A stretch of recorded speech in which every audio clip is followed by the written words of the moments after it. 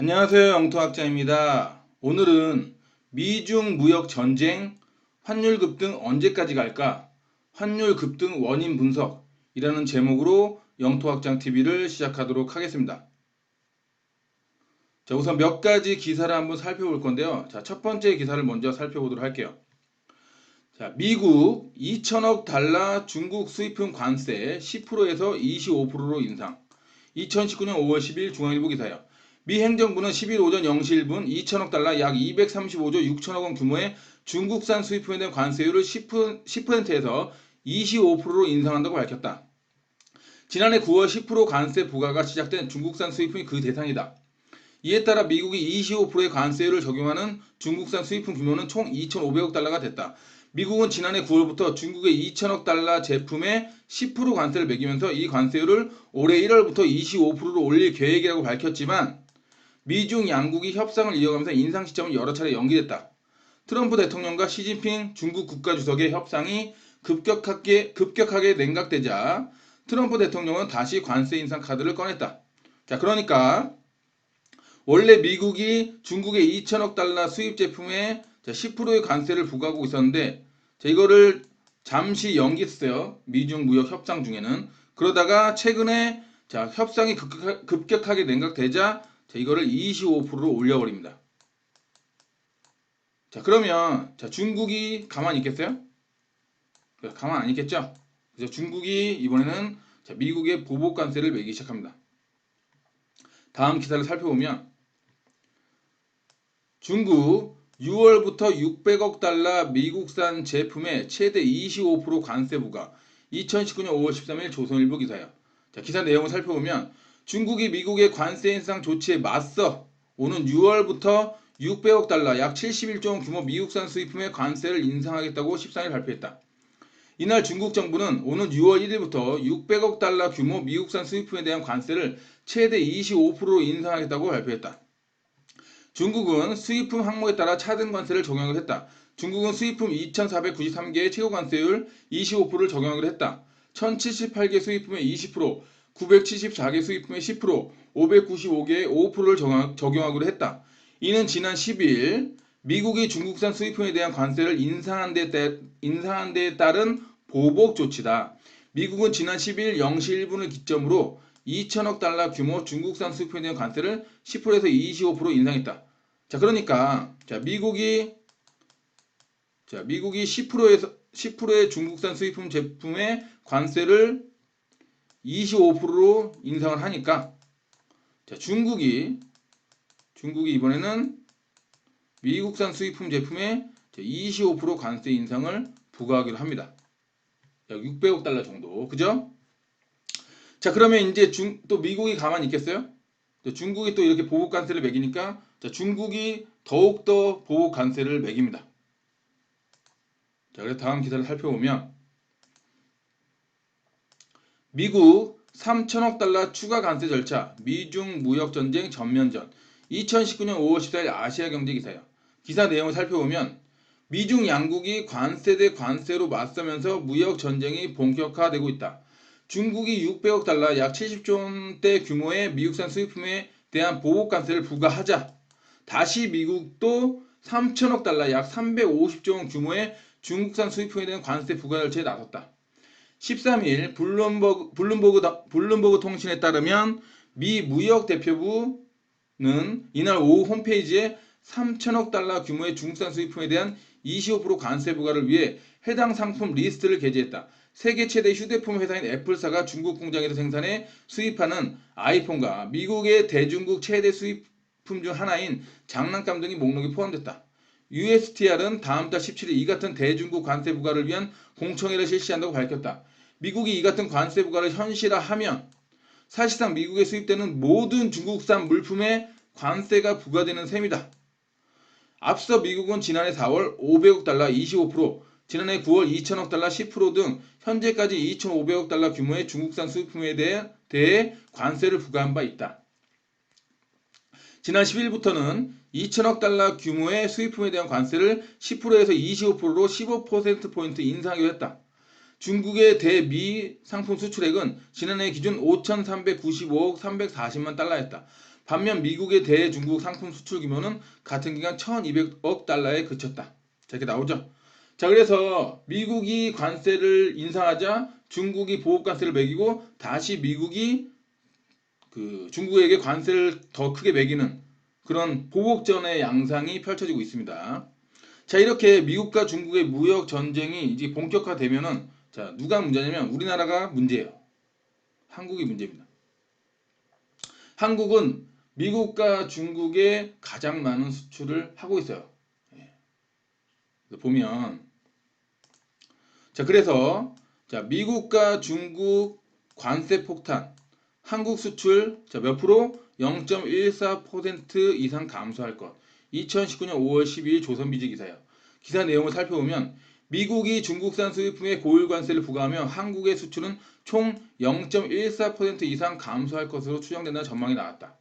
한국무역협회 국제무역연구원은 12일 미국의 관세율 상향 조치에 대한 참고 자료에서 이번 미국 조치로 인한 한국의 수출 감소분은 0.14% 8억 7천만 달러에 이를 것이라고 예상했다. 세부적으로는 중국에 대한 직접적인 효과로 중국의 중간재 수요가 줄어들어 한국의 대세계 수출은 0.1% 감소하고 대중 간접 효과로 중국의 성장 둔화에 따라 대세계 수출이 0.04% 줄어들 것으로 분석됐다. 자, 이렇게 미중 관세 폭탄이 계속 부과가 되면 한국 수출이 감소하게 됩니다. 그죠?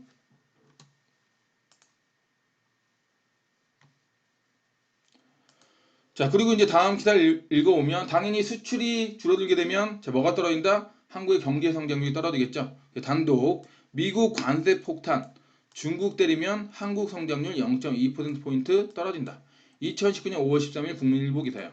자, 기사 내용을 살펴보면 미중 무역 전쟁이 한국의 경제 성장률을 0.2%포인트 깎아먹을 수 있다는 분석이 나왔다.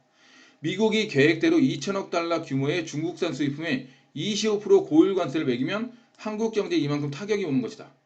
미국이 나머지 3천억 달러어치 중국산 제품에도 관세를 부과하면 한국의 성장률 하락폭은 더 커진다. 자, 지금 2천억 달러 규모였을 때 0.2%포인트 깎아먹을 수 있다는 분석이에요. 하지만 3천억 달러까지 만약에 확장이 되면 한국의 성장률 하락폭은 더욱 커진다. 이 0.2%포인트에서 더욱 커진다는 얘기예요. 올해 정부의 성장률 목표치 2.6에서 2.7% 달성에 상당한 부담으로 작용할 수밖에 없다. 그죠? 자, 이렇게 미국과 중국이 무역 전쟁을 하게 되면 한국의 수출이 줄어들고 한국의 경제 성장률이 떨어지게 됩니다. 그죠? 자, 그런데 아직 미국과 중국의 무역 전쟁이 본격화되기 전부터 이미 우리는 그죠? 역성장을 펼쳤었잖아요. 마이너스 0.3% 지난 1, 4분기에 역성장을 펼쳤는데 자, 5월 들어서 또다시 수출이 감소하고 있다는 그런 소식이 나오고 있어요. 그래서 기사 내용을 살펴보면 5월 1일부터 10일까지 수출 6.4% 감소, 반도체 31% 떨어져, 대중국 16% 떨어져, 종합 2019년 5월 13일 연합뉴스 기사예요. 5월 초순 수출이 조업일수가 늘었음에도 반도체 등의 부진으로 작년 동기 대비 감소세로 출발했다. 13일 관세청에 따르면 이달 1일부터 10일 수출은 130억 달러로 1년 전 같은 기간보다 6.4% 줄었다. 품목별로 반도체 마이너스 31.8%, 자동차 부품 마이너스 11.2%, 액정 디바이스 마이너스 48.3% 등이 작년 동기 대비 수출이 줄어든 반면 석유 제품 10.5%, 승용차 19.2%, 무선 통신기기 17.5% 등은 증가했다. 국가별로는 중국이 마이너스 16.2%, 미국이 2.8%, 중동이 마이너스 30.3% 등을 감소했고 유럽연합 EU는 0.4%, 베트남 29.9%, 일본 13.1% 등 수출이 늘어났다. 월간 수출액은 작년 12월부터 지난달까지 5개월 연속 감소했다. 자, 미중 무역 전쟁, 그죠? 관세 부과 상황이 펼쳐지기 전에 이미 한국은 지금 수출이 감소하고 있는 상황이에요. 그죠? 그럼 당연히 미중 무역 전쟁이 확장이 되면 한국 수출은 더욱더 감소하게 되겠죠. 그럼 당연히 경제 성장률은 더욱더 떨어지게 됩니다. 그죠? 자, 그러면 우리가 그 경제 성장률이라는 거는 자, 수출로 인한 경제 성장이 있고 또 뭐가 있어요? 내수로 인한 경제 성장이 있죠. 그래서 수출과 내수를 같이 봐야 되는데 한국 같은 경우는 이게 거의 수출이 거의 대부분이지만 그 내수도 그래도 어느 정도 영향을 미치니까 내수도 한번 살펴봐야 되겠죠. 그 내수를 한번 살펴봤더니 자, 기사가 이런 기사가 나왔어요. 부울경서 시작된 소비 침체 전국으로 확산. 2019년 5월 10일 한국경제기사요. 올 1분기 소매 판매가 전국 16개 시도 중 12곳에서 감소한 것으로 나타났다. 소매 판매 감소 지역은 작년 2분기 4곳에서 4분기 7곳으로 늘어난 등 주력 산업 구조조정 영향에 따른 소비 침체가 전국으로 확산되는 모양새다. 자, 소비 침체가 전국으로 확산되는 모양새예요. 지방 내수 시장이 급격히 쪼그라들면서 소비 침체, 기업 이익 감소, 고용 위축으로 이어지는 악순환이 일어날 가능성이 있다는 우려가 나온다. 12일 통계청이 발표한 1분기 시도 서비스업 생산 및 소매 판매의 동향에 따르면 지난 1분기 전국 소매 판매 증가율은 전년 동기 대비 1.7%를 기록했다. 2017년 2분기 0.9% 후 7분기 만에 가장 낮은 증가폭이다. 소매 판매는 최저임금 인상 등 소득주도 성장 정책 실험이 본격화된 지난해 2분기부터 둔화세를 보이고 있다. 지난해 1분기 5.3%였던 소매 판매 증가율은 2분기 5%, 3분기 3.8%, 4분기 3% 등으로 둔화폭이 줄었다. 성태훈 연세대 경제학부 교수는 부산, 울산, 경남 지역뿐 아니라 주변 지방 거점 도시로 소비 침체가 확산되고 있다며 지방 소비 시장이 침체되면서 지역 기업의 경영이 악화돼 종업원을 줄이고 다시 소비가 줄어드는 악순환이 일어나고 있다고 진단했다. 자, 그러면 지금 어떤 상황이다? 자, 내수도 지금 점점 안 좋아지고 있는 상황이에요. 자, 이렇게 떨어지고 있는 상황이다. 안 좋아지고 있는 상황이에요. 그죠? 네. 자, 이런 상황에서 지금 무역 전쟁이 확산이 되면 사실은 한국 입장에서는 절대 안 됩니다. 지금. 예. 미국과 중국의 무역 전쟁이 확산되면 안 되는 상황이에요. 우리 입장에선. 자, 그리고 자, 다음 기사를 보면 자, 세수 풍년 끝나가나 2019년 5월 10일 매일경제기사예요. 자, 기사 내용을 살펴보면 올해 1분기 국세 수입이 지난해 같은 기간보다 8천억 원 덜 거쳐 세수 감소에 대한 우려가 커지고 있다. 최근 몇 년간 지속된 세수황이 끝나가는데 복지 관련 지출 등은 늘고 있어. 그러니까 들어오는 세 수입은 줄어들고 있는데 나가는 지출은 지금 늘고 있다는 얘기죠. 그죠? 정부의 재정 부담이 가중될 수 있다는 지적이 나온다. 기획재정부가 10일 발표한 월간 재정 동향 5월에 따르면 올해 1월에서 3월 국세 수입은 78조 원으로 지난해 같은 기간보다 8천억 원 감소했다. 법인세는 반도체원과 최고 세율 인상 등으로 전년 동기 대비 1조 4천억 원이 더 거쳤지만 부가가치세 마이너스 5천억 원, 교통세 4천억 원, 관세 마이너스 4천억 원 등 대부분 세목이 1년 전보다 줄었다. 자, 여기 요 세목을 보면 내수가 지금 잘 돌아가고 있는지 아니면 안 돌아가는지 확인할 수 있는데 이 부가세가 줄어들고 있다는 건 자, 소비가 잘 안 되고 있다는 얘기입니다. 그래서 이 만약에 부가세가 지금 줄어들고 있다 그러면은 여러분들은 기사에서 그런 내용을 보면 여러분들은 소비가 안 좋아지고 있구나. 소비가 침체되고 있구나. 이렇게 여러분들이 알고 계시면 돼요. 아시겠죠? 자, 이에 따라 세수 진도율도 전년 동기 대비 2.9%포인트 떨어진 26.4%를 기록했다. 세수 진도율은 정부가 1년 동안 목표로 한 세금 중 실제 거둬들인 금액이 차지하는 비율을 말한다. 세수 전망도 녹록치 않다. 1분기 국세 수입이 작년보다 감소한 가장 큰 원인인 부가세의 경우 지방 소비세율이 내년까지 추가로 6%포인트 인상된다. 당초 6월 말 종료될 예정이었던 유류세 인하 조치를 8월까지 연장하면서 교통세 감소도 예상된다. 최근에 유류세 인하 조치를 그죠? 완전하게 하지 않았었죠. 거의 한 절반 정도만 유류세 인하를 했죠. 그만큼 지금 세수가 부족하기 때문에 자, 유류세도 많이 많이 인하를 못하고 있는 거예요. 아시겠죠? 반면 올해 1분기 정부 총 지출은 138조 3천억 원으로 전년 동기 대비 15조 4천억 원 증가했다. 총 수입에서 총 지출을 뺀 통합 재정 수지는 17조 3천억 원, 자, 적자였다. 적자. 통합 재정 수지에서 4대 보장성 기금을 제외해 정부의 실제 재정 상태를 나타내는 관리 재정 수지는 25조 2천억 원 적자를 기록했다. 자, 그러면 뭐예요? 자, 작년까지만 해도 여러분들 아시겠지만 부동산 경기가 굉장히 좋았어요. 거래도 굉장히 많았고, 그죠? 작년까지 부동산으로 버는 세금도 상당히 많았어요. 양도소득세를 포함해서, 그죠? 상당히 많았습니다. 그래서 그때까지 세수가 굉장히 풍년이었는데, 자, 올해 들어서 세수 풍년이 자, 끝나고 있는 그런 신호가 이렇게 감지가 됩니다. 그죠? 그럼 당연히 올해 들어서 여러분들 아시겠지만 그 부동산 거래가 확 줄어든 건 여러분 잘 아시죠? 자, 부동산 거래가 확 줄으면 자, 거래세를 많이 걷기가 힘들어집니다. 여러분 알다시피. 자, 양도세는 거래세죠. 그죠? 그래서 정부에서 양도세를 많이 걷기 위해서 다주택자 양도세를 인상했는데 오히려 거래가 안 되면서 그죠? 세금이 오히려 줄어드는 그런 현상이 생기고 있어요. 그죠? 자, 그러면 지금 한국이 자, 수출도 자, 줄어들고 있고 자, 내수 소비도 지금 침체되고 있어요. 게다가 자, 미중 무역 전쟁이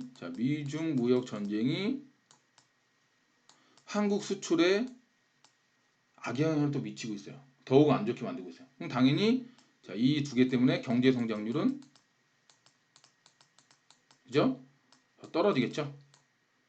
그럼 경제 성장이 떨어진다는 건 무슨 말이에요?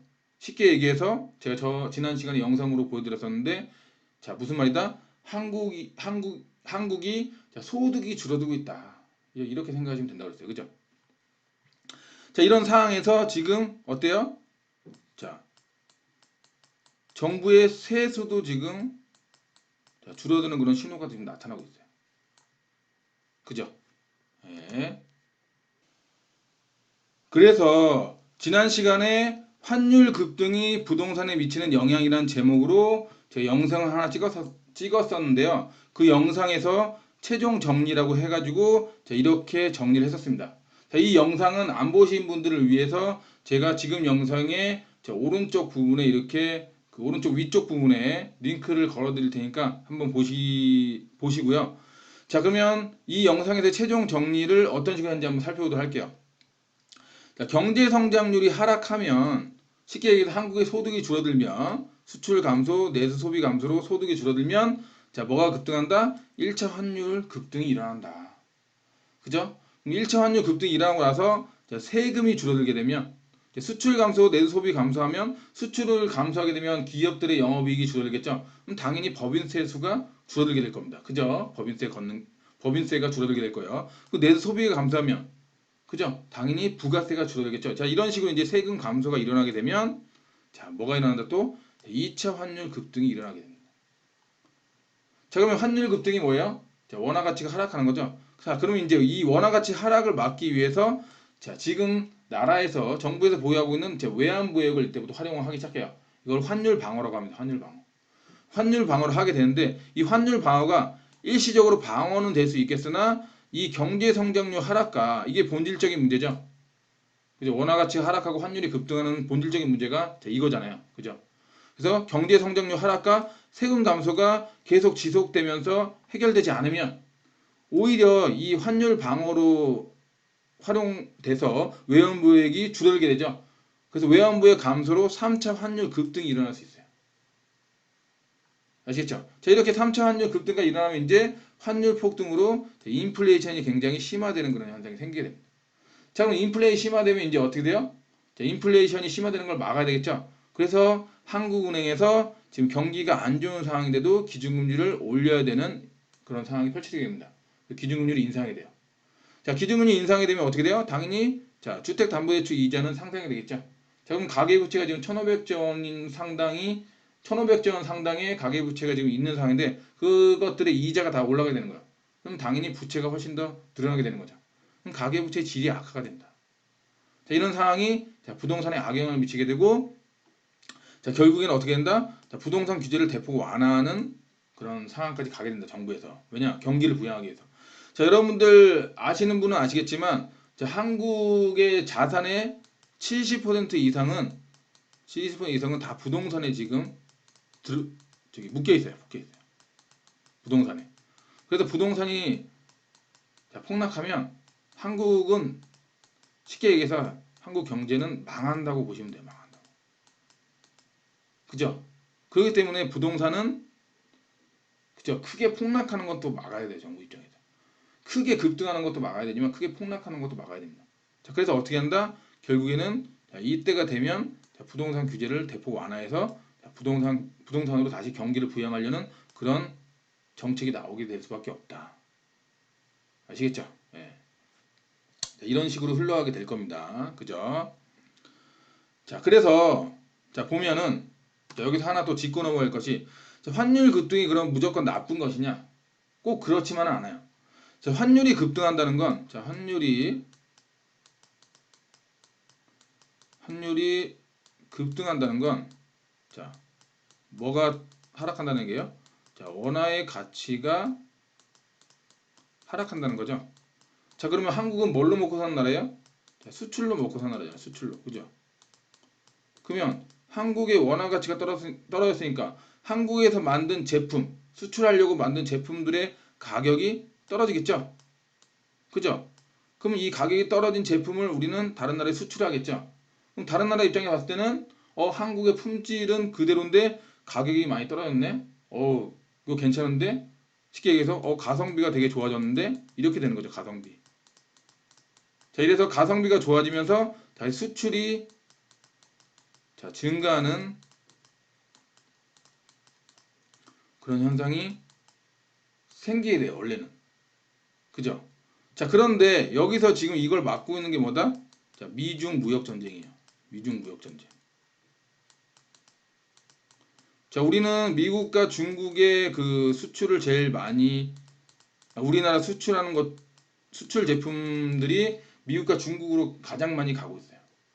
미국과 중국에 수출하면서 가장 많은 돈을 벌어들이고 있다. 이렇게 보시면 돼요. 그죠?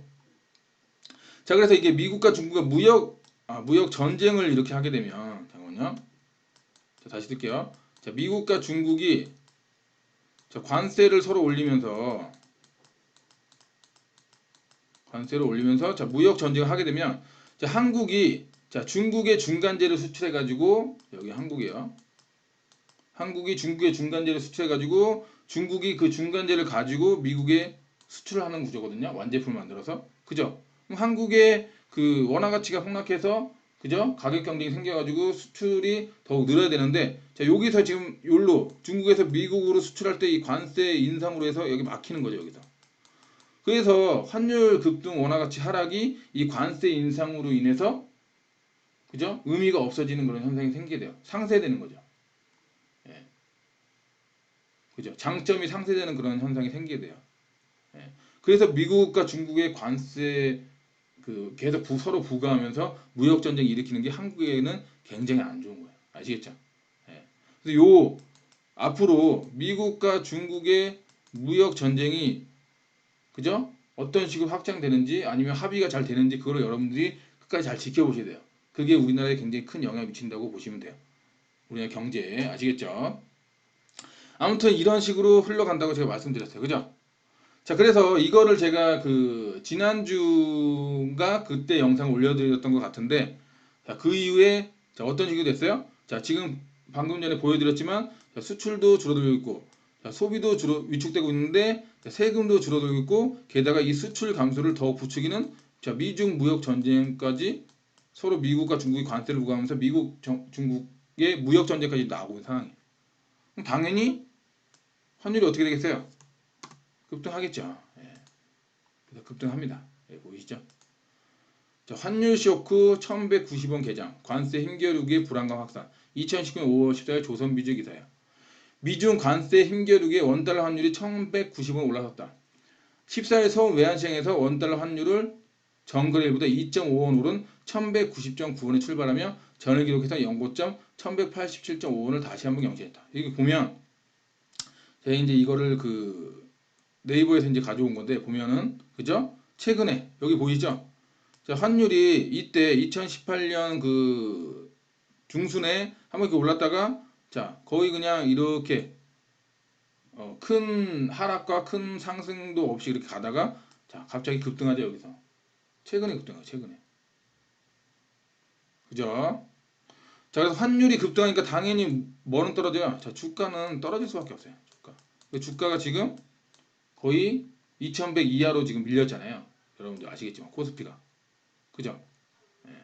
자, 왜 주가가 떨어질 수밖에 없냐면, 자, 우리나라 주가는 뭘로 돼 있죠? 뭘로 사는 거죠? 자, 원화로 사는 거죠, 원화로. 원화로 사는 거죠. 그래서 외국인 같은 경우는, 자, 외국인 같은 경우 이게 달러. 달러를 가지고 와서 원화를 바꿔서 자, 주식을 살 거 아니에요? 그죠? 그럼 원화 가치가 하락하면, 자, 주식을 팔아서 원화로 바꾸는데 원화 가치 하락했으니까 어때요? 내가 처음에 보유했던 달러보다 자, 적은 달러를 받게 되겠죠. 원화 가치 하락했으니까. 그죠? 그렇기 때문에 자, 주식을 빨리 팔고 자, 원화를 받아서 달러로 바꾸려고 막 하는 겁니다. 외국인들이. 그래서 주가가 더욱 떨어지는 거예요. 아시겠죠? 네. 자, 그러면 자, 어떤 현상이 생기냐? 자, 이제 자, 달러 예금이 자, 증가하는 그런 현상이 생기게 돼요. 자, 그래서 돈은 항상 본인이 이익이 되는 곳으로 항상 움직입니다. 항상 움직여요. 자, 기사 내용 한번 살펴볼까요? 자, 원화 약세 지속 일주일 새 달러 예금 1억 달러 급증. 2019년 5월 13일 매일경제 기사예요. 시중은행의 달러와 정기예금이 5월 들어 일주일 새 1억 달러 가까이 급증했다. 원화 약세 흐름이 연말까지 이어질 수 있다고 판단한 예금자들이 원화가 아닌 달러 예금으로 대거 몰린 영향으로 분석된다. 12일 금융권에 따르면 KB국민, 신한우리, KB하나, NH농협은행 등 5대 신중은행의 달러와 정기예금 잔액은 지난 8일 기준 4월 말보다 9,300만 달러 증가한 129억 5,500만 달러로 집계됐다. 달러와 정기예금 잔액은 환율이 급등락한 2월과 3월의 감소세를 보이다가 4월 들어 다시 증가세로 돌아섰다. 특히 최근 일주일 만에 1,000억 원 이상 늘며 증가세는 더욱 가파른 모습입니다. 자, 그 사람들은 이렇게 돈이 된다 그러면 자, 돈이 될 수 있는 그런 상품들로 계속 이동을 합니다. 그래서 이익을 계속 창출해요. 아시겠죠? 예. 자, 그래서 제가 그 블로그에서 계속 그동안 글을 써드렸는데 창과 방패에 대해서 계속 얘기를 해드렸죠. 앞으로 자, 투자도 투자지만 방패용으로도 가지고 있어야 된다. 그래서 현금을 어느 정도 좀 보유하고 있어야 된다. 그랬죠? 그 현금을 제가 이제 저희 그 강의 들었던 수강생분들한테는 자, 달러 예금으로 들어놓는 게 좋다. 그런 얘기들을 좀 많이 해드렸어요. 예. 근데 이제 뭐예요? 자, 기사에 이렇게 나오죠. 그래서 항상 돈이 어디로 갈지 미리 예측해가지고 항상 미리 들어가 있어야 돼요. 지금 이렇게 기사에 나왔을 때 들어가면 그죠?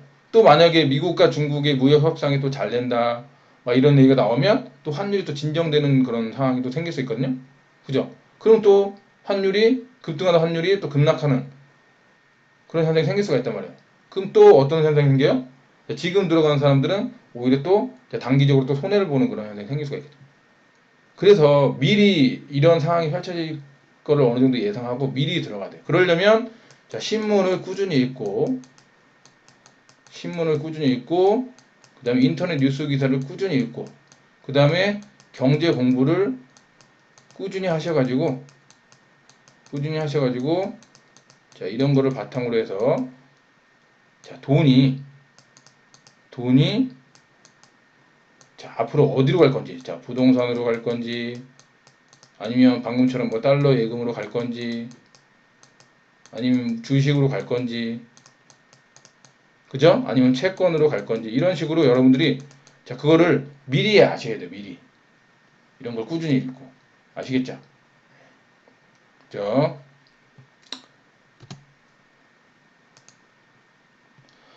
자, 그래서 최종 정리를 한번 해보면요. 자, 환율 급등, 원화 약세를 일으키는 원인들이 사라지지 않으면 자, 원인들 제가 말씀드렸죠. 그죠? 그 원인들이 사라지지 않으면 환율 급등, 원화 약세는 계속 일어난다. 그래서 3차 환율 급등까지 계속 말씀드렸죠. 그죠?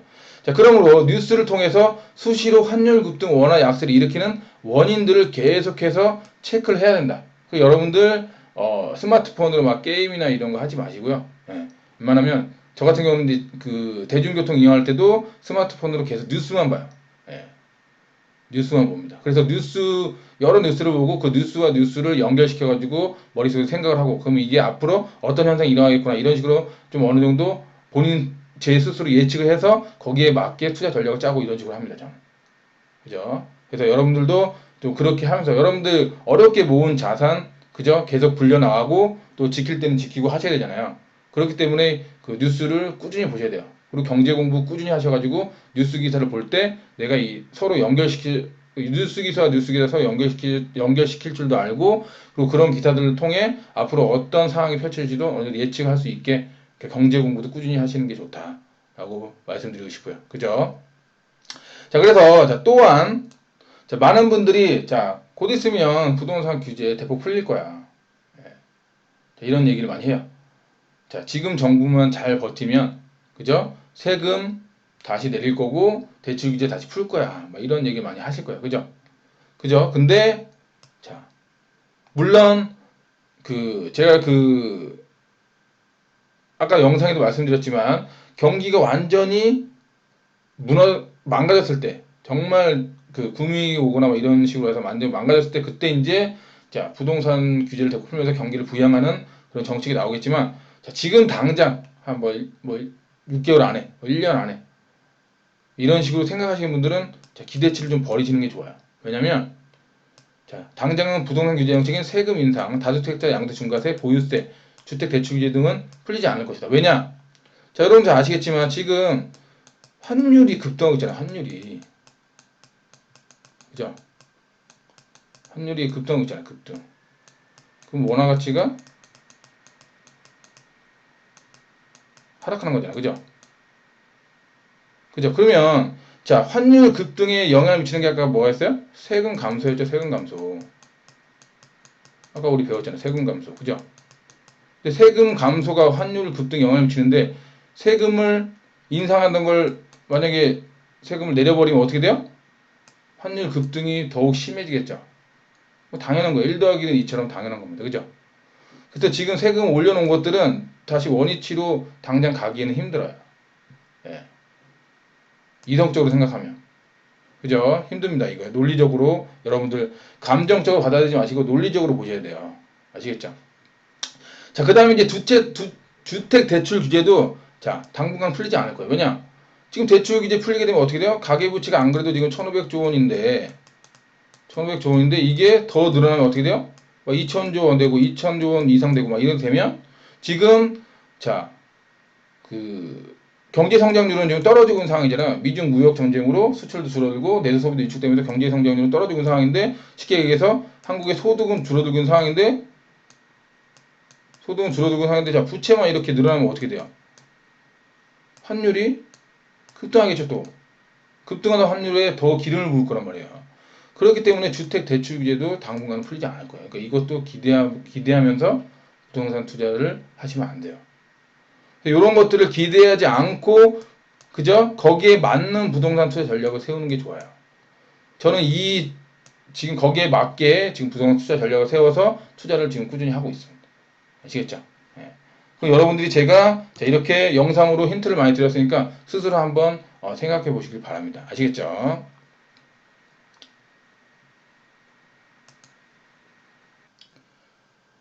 오늘 알려드린 내용이 시청자 여러분들에게 도움이 되었다면 좋아요와 구독하기 꼭 눌러주시길 부탁드리고요. 그리고 앞으로도 이런 좋은 정보 지속적으로 올려드릴 생각이니까 영토학장TV 알람 설정까지 해주시길 부탁드리겠습니다. 자, 그러면 긴 시간 시청해주셔서 감사합니다. 다음에 더 좋은 정보로 찾아뵙겠습니다.